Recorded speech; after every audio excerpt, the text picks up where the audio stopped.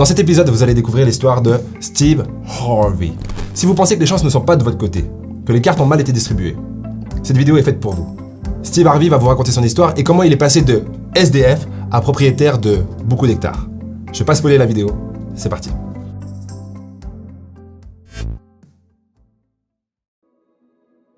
Vous savez comment j'en suis arrivé à posséder des terres? J'étais SDF et je pêchais tout le temps. Je pêchais pas pour le plaisir, mais pour me nourrir. J'allais à une aire de repos en voiture et je gardais du charbon dans mon coffre. Je bricolais un barbecue de fortune.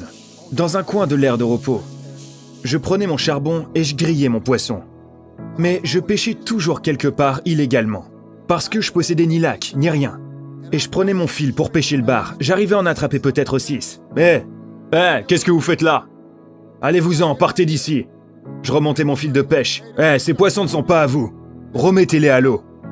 Je libérais les poissons de mon hameçon et je les remettais à l'eau. Il savait pas le mec que j'essayais de me nourrir.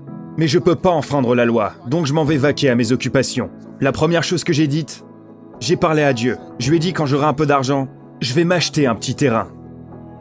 Parce que je veux juste un terrain où personne ne pourra me chasser. Je veux juste me tenir sur un petit lopin de terre. Et pouvoir dire ouais, cette colline m'appartient. Donc c'est comme ça que je m'y suis pris. J'étais en train de lire un livre un jour.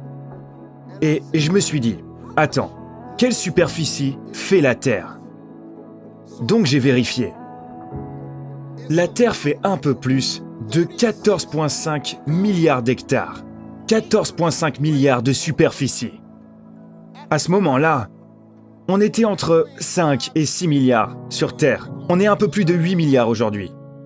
Donc j'ai fait un petit calcul de tête, je me suis dit, si la Terre fait 14,5 milliards d'hectares de superficie et qu'on est 6 milliards sur Terre, pour moi, tout le monde devra avoir un terrain de 2,5 hectares. Ma mère me répétait tout le temps, tu n'as pas parce que tu ne demandes pas. La vie est un jeu de perspective. Et du coup, le plus important, c'est de raconter une histoire qui vous donne le droit de devenir ce que vous voulez devenir et d'obtenir ce que vous voulez obtenir. C'est ce que Steve Harvey a fait. Si vous ne vous donnez pas le droit, personne ne vous le donnera. Et du coup, peu importe à quel point vous commencez bas, enfin même plus vous commencez bas, potentiellement mieux c'est. Parce que l'histoire sera que plus palpitante. Donc devinez ce que j'ai commencé à demander. 2,5 hectares. J'en voulais juste 2,5. Donc je fais l'andouille, je gagne mes premiers sous. J'ai eu un chèque d'à peu près 115 000 $. La première chose que j'ai faite, je suis parti à Dallas, au Texas, pour acheter un terrain. J'ai trouvé un terrain et je le trouvais parfait. Il y avait un point d'eau où je pouvais pêcher, parce que j'adore pêcher. Je me suis dit, mec, j'achète ce terrain maintenant. Je vais en parler au vendeur, j'étais avec l'agent immobilier. Je lui ai demandé, ça coûte combien ça? Il a dit 250 000. Je peux pas me le payer. J'ai environ 115 000 $. Il a dit, je pense pas qu'on va vous le vendre pour si peu. Mais je vais passer un coup de fil. Il a appelé le proprio. Le proprio a dit qu'il prendrait les 115 000 maintenant et que je pourrais lui payer le reste plus tard. Et avant de le faire, j'ai dit, mec, je peux te demander quelque chose? Il y a combien en superficie là? Il a dit 2,5 hectares. J'étais prêt à signer. Mais l'agent immobilier m'a dit, Monsieur Harvey, avant de signer, j'aimerais que vous réfléchissiez. J'aimerais vraiment vous montrer autre chose. Donc il m'a emmené dans la maison d'un gars. Je l'avais jamais rencontré. Il est sorti. C'était un campagnard. Ça se voyait. J'étais un peu tendu. D'habitude, moi et les campagnards, on s'entend pas super quoi. Il s'appelait Jerry Campbell. Finalement, il fait partie des personnes les plus sympas que je n'ai jamais rencontrées. Il m'a dit, je vais te montrer un truc. Et je le suis. J'en croyais pas mes yeux. C'était un terrain vallonné, avec une étendue d'eau et des étangs à poissons. Je me suis dit, waouh, regarde-moi ça. Il y a combien de superficie, mec? Il a dit 6,5 hectares. J'ai dit, bah voilà, je peux pas me le payer. Il a dit, bah attends mec, attends. Je suis à sec en ce moment. T'as combien là? J'ai dit, bah, j'allais acheter un autre terrain là. J'ai 115 000 que je peux te donner maintenant.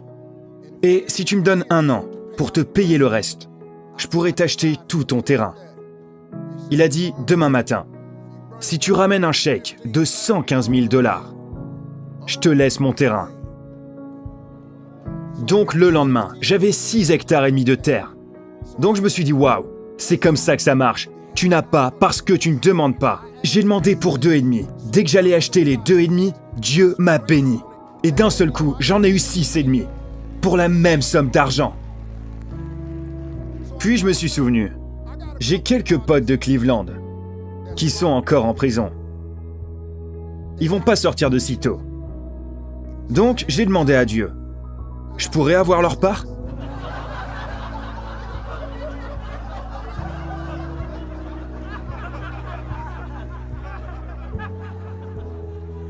Ils vont pas sortir. Ils ont droit à 2 hectares et demi. Eh Seigneur, je pourrais avoir leur part ? Donc vous savez ce qu'il a fait ? Il y avait un terrain en vente près du mien. J'ai acheté 7 hectares de plus. Je les ai achetés. Donc je suis retourné à Cleveland un jour. Traîner, tranquillement. Et mes potes étaient dans le coin. J'aurais dit, écoutez les gars, je peux plus traîner avec vous ici. J'essaie de me faire une place à la télé. Ils m'ont dit, oh mec, t'as changé. Ça se voit mec, ça se voit. Donc maintenant que t'as un peu d'argent, t'oublies d'où tu viens, c'est ça ? J'ai fait, ok Seigneur, est-ce que je peux avoir leurs 2 hectares et demi aussi ? Parce que, tu vois, j'ai compris. Ouais, j'ai compris comment ça marchait. Leur vie est vouée à l'échec. Donc, à chaque fois que je pensais que quelqu'un allait pas demander ses 2 hectares et demi, je demandais sa part. J'ai fini par posséder presque 121 hectares de terre dans le comté de Denton, au Texas. Mais je ne m'arrêtais plus. Sérieux, je m'arrêtais plus. Je continuais à garder la foi. Je continuais à croire. Je continuais à prier Dieu. J'en voulais toujours plus. Dieu peut vous offrir une vie géniale, les gars. Mais il faut prendre la peine de lui demander. Et quand vous demandez, il faut que vous y croyiez. Et une fois que vous y croyez, il faut que vous bossiez pour. Après, si vous voulez pas faire ce qu'il faut pour réussir, cet homme-là qui a eu autant de succès, si vous savez à quel point il a bossé, si vous saviez le nombre d'heures, les milliers d'heures qu'il a consacrées, si vous saviez tout ce qu'il a fait pour réussir, c'est colossal. Il y a des jours où vous vous dites « Oh, qu'est-ce que j'essaie de faire là ?» Mais vous devez persévérer.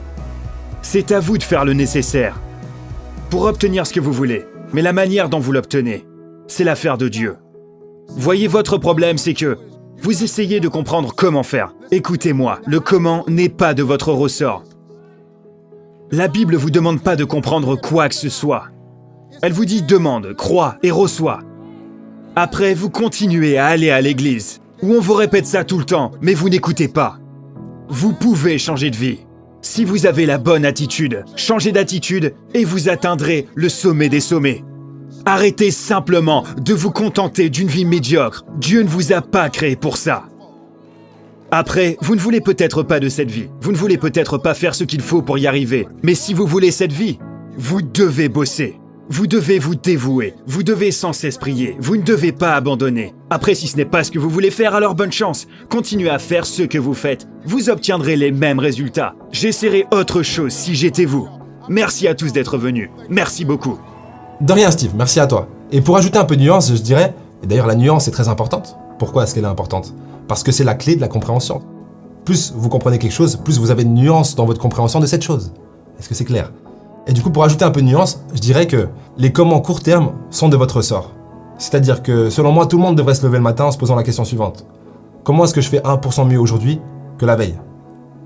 Comment est-ce que je me motive aujourd'hui à faire ce que j'ai pas réussi à faire hier ? Comment est-ce que je vais au fit après avoir travaillé toute la journée parce que j'ai besoin de me sentir bien dans mon corps ? Comment ? Tous ces comment court terme, en fait, vous emmènent dans ce comment long terme auquel vous n'avez pas encore la réponse. Et du coup, effectivement, comment est-ce que vous allez réussir dans la vie, même s'il n'y a pas vraiment de point final où vous avez vraiment réussi ? Ces grandes questions ne trouveront que réponse une fois que vous serez arrivé à ce point. Comme l'a dit Steve Jobs, les points se connectent une fois que vous avez fait le chemin, pas avant. C'est si beau. Merci Ludo pour le rappel. Et moi je vous dis au prochain épisode. Il y a un chat là. Il est mort.